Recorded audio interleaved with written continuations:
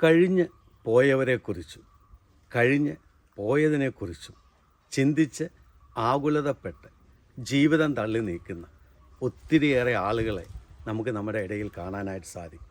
നിരാശയിലും ആകുലതയിലും ദിനം പ്രതി ചിന്തിച്ചു കൂട്ടി ജീവിതത്തിൽ തങ്ങളുടെ ജീവിതങ്ങൾ തള്ളി നീക്കുന്ന അനേക മനുഷ്യർ നമ്മുടെ ഇടയിലുണ്ട്. ഒരിക്കലൊരു ഭാര്യയോ ഭർത്താവുമായിട്ട് സംസാരിക്കാൻ ഇടയായി തീർന്നപ്പോൾ അവരുടെ ഇടയിലുള്ള വഴക്കിന് കാരണം ഭർത്താവിൻ്റെ അമ്മ പറഞ്ഞു പോയതും പ്രവർത്തിച്ചു പോയ കാര്യങ്ങളെക്കുറിച്ച് ഓർത്താണ് അവർ തമ്മിൽ എന്നും വഴക്കുണ്ടായിക്കൊണ്ടിരുന്നത്. ഞാൻ അവരോട് ചോദിച്ചു, ആ സഹോദരിയോട് ചോദിച്ചു, ഭർത്താവിൻ്റെ അമ്മ ഇപ്പോൾ എന്നാ ചെയ്യുന്നു? അവർ പറഞ്ഞു, അമ്മ മരിച്ചു പോയിട്ട് 10 വർഷം കഴിഞ്ഞു. സ്നേഹമുള്ളവരെ, 10 വർഷം അമ്മ മരിച്ചു കഴിഞ്ഞിട്ടും അമ്മ അന്ന് പ്രവർത്തിച്ചതും പറഞ്ഞതുമൊക്കെ ഇന്നും അവരുടെ ഹൃദയത്തിൽ അവരെ ഏറ്റിവെച്ചിരിക്കുക. അത് പറഞ്ഞിട്ടാണ് പലപ്പോഴും തൻ്റെ ജീവിത പങ്കാളിയോടെ അവർ പലപ്പോഴും വഴക്കുണ്ടാകുന്നത്. കഴിഞ്ഞുപോയി, വാങ്ങിപ്പോയി. അവരെ ഓർത്ത് ഇന്ന് എത്രയോ ആളുകളെ തങ്ങളുടെ ജീവിതത്തിൽ തങ്ങളുടെ സ്വസ്ഥതയും സമാധാനവും കുടുംബജീവിതവും വ്യക്തി ജീവിതവും നശിപ്പിച്ച് കളയാറുണ്ട്.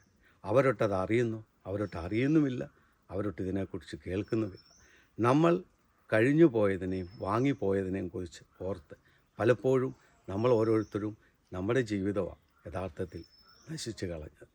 നമുക്കറിയാം, ഒരിക്കലും കഴിഞ്ഞു പോയതൊന്നും തിരിച്ചു വരികയോ തിരിച്ചു വന്ന് നമ്മളോട് സംസാരിക്കുകയോ ചെയ്യാറില്ല.